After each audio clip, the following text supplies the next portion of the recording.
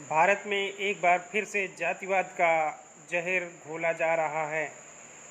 भारत के कुछ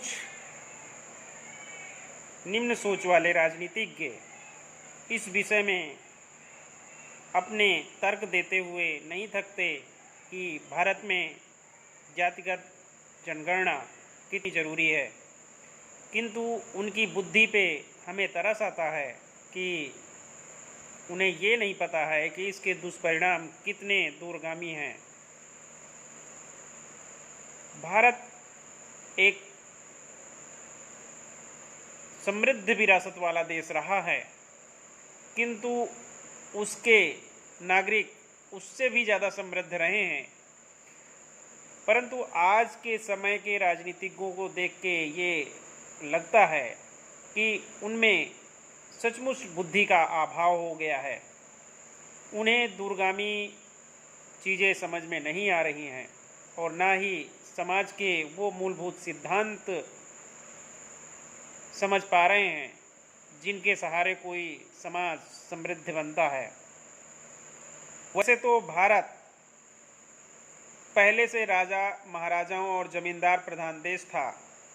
आज़ादी के बाद देश कृषि प्रधान हो गया। धीरे धीरे कुछ किसान राजनीति से, खेती से ऊपर उठकर राजनीति में आ गए और इससे देश कृषि प्रधान से निकलकर राजनीति प्रधान देश बन गया।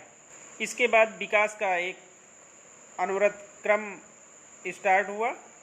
सबसे पहले नेताओं ने अपने भतीजों, अपने भाइयों, अपने स्वजनों का विकास किया। उसके बाद गरीबी हटाओ का नारा दिया गया।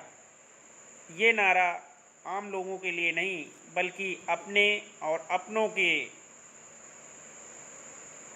विकास के लिए था, ताकि उनकी गरीबी हटाई जा सके।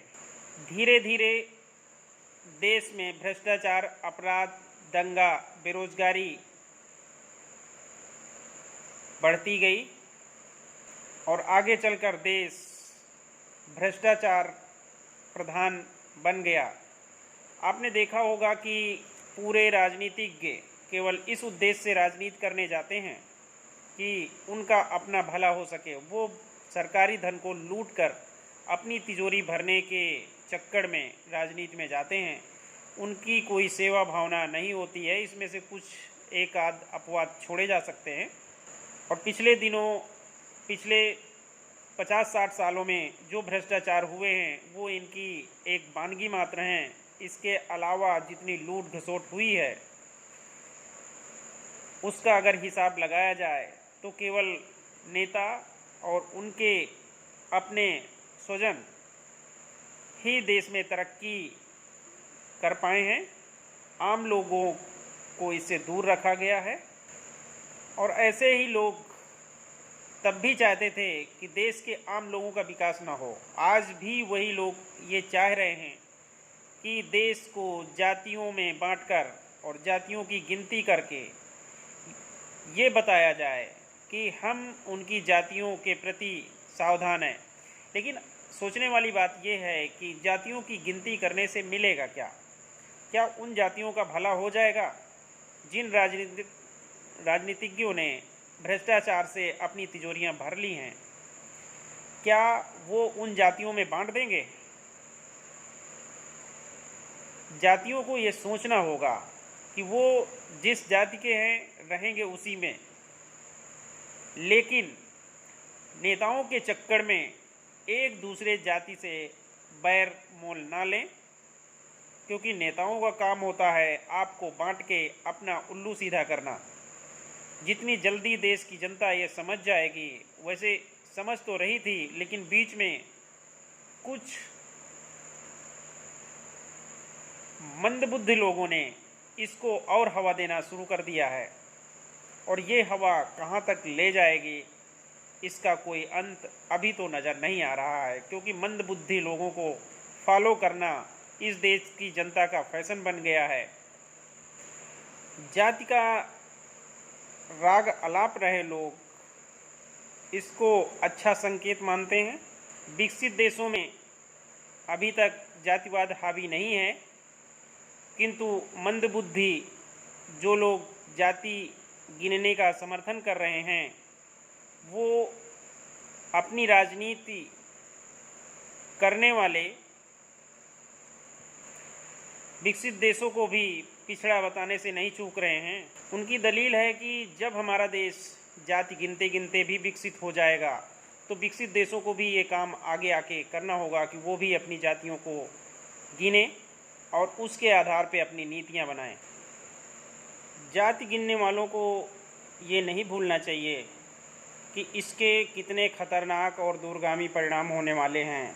अगर इस हवा को मंद नहीं किया गया तो इसके बहुत ही दूरगामी परिणाम होंगे। क्या अध्यापक अपनी जाति को देकर ज्ञान देगा या डॉक्टर अपनी जाति को देखकर मरीजों का इलाज करेगा या सरकारी कार्यालयों में जो जिस जाति का बैठा है वो अपनी ही जाति के लोगों का काम करेगा?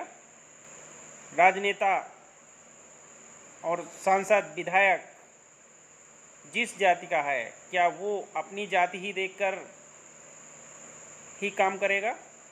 उसकी क्या नैतिक जिम्मेदारी रह जाएगी? अगर लूट, अपहरण, हत्या, डकैती या कुछ भी चीज़ होता है तो क्या उसकी जाति देखकर ही उसके खिलाफ एक्शन लिया जाएगा?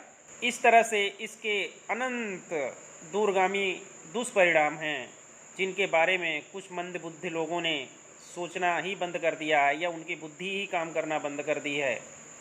इसलिए समय रहते सरकार को और समाज को दोनों को उचित कदम उठाने होंगे कि ऐसे बेमतलब के कुतर्कों को